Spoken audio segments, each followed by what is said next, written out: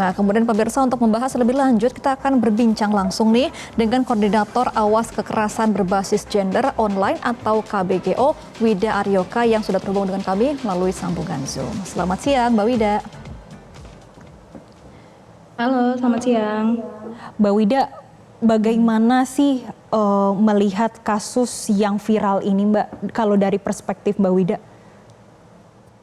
Kalau dari perspektif saya sih, tentu saja kami menyayangkan ya kejadian hal tersebut terjadi dan menjadi sangat viral saat ini gitu.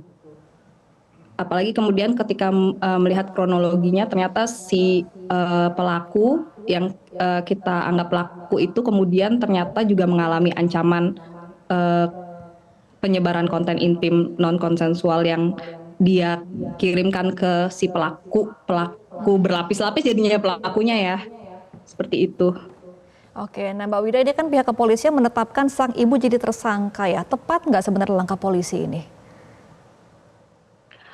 Kalau dari lapisan pertama sih kemudian terlihat bahwa tujuannya si ibu memang untuk uang ya. Jadi kalau misalnya dari sudut pandang secara hukum mungkin itu bisa disebut sebagai pelaku gitu. Tapi kemudian kalau kita lihat di balik itu semua, kemudian kita juga bisa melihat bagaimana si ibu itu juga adalah korban gitu. Korban dari ancaman penyebaran konten intim non konsensual.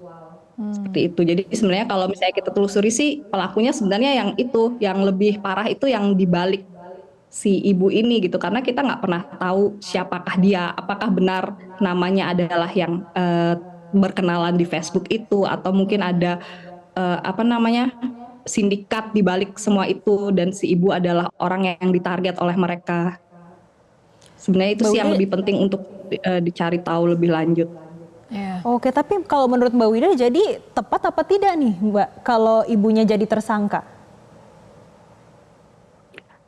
Kalau dari sudut pandang kami sih karena dia kemudian jadi korban ya, korban yang berlapis, tapi mesti dicek lagi sih terkait lebih lanjutnya. Oke, Mbak Wida, ini kan berarti memang karena sang ibu juga mungkin teledor ya membagikan foto tanpa busana kepada orang tidak dikenal. Nah, sebenarnya tuh edukasi kepada masyarakat ini masih rendah nggak sih untuk soal seperti itu?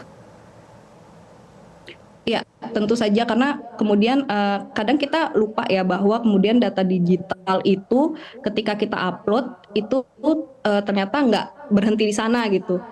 Bisa aja nanti ada orang yang men-screenshot atau merekamnya lagi terus kemudian menyebarkan lebih lanjut, dan kemudian kalau di kasus ini kan ternyata video itu digunakan lagi oleh si pelaku untuk mengancam lagi si ibu untuk membuat memproduksi lagi konten-konten yang mungkin dianggap oleh pelaku lebih menjual gitu dibanding foto ibunya itu sendiri atau video ibunya sendiri gitu. Terus habis itu diancam lagi dan diancam lagi. Kadang itu yang terlupakan. Ya, Mbak Wida, kalau kita melihat kalau penetrasi internet Indonesia setiap tahun semakin tinggi. Kemudian ada kasus seperti ini dan ini bukan sekali saja Mbak Wida. Beberapa kali viral adalah kasus yang sama. Kalau data dari SafeNet, adakah kelihatan Mbak apakah semakin tingginya penetrasi internet ini juga berbarengan dengan semakin tingginya kejahatan termasuk adanya terutama yang dari sisi asusila ini Mbak?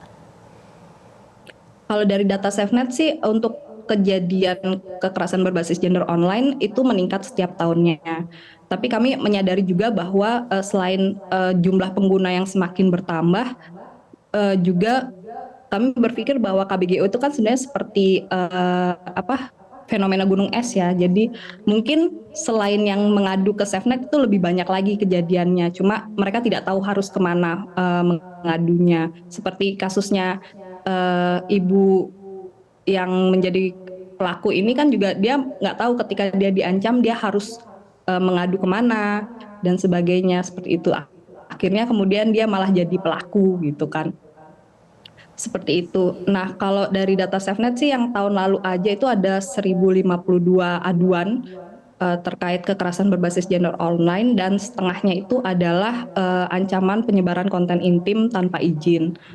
Seperti yang terjadi pada si ibu. gitu. Dan yang kedua adalah penyebaran konten intimnya itu sendiri yang menjadi terbesar kedua. Kemudian yang ketiga adalah penyebaran konten intim dengan motif uang gitu. Jadi ada pemerasan di dalamnya.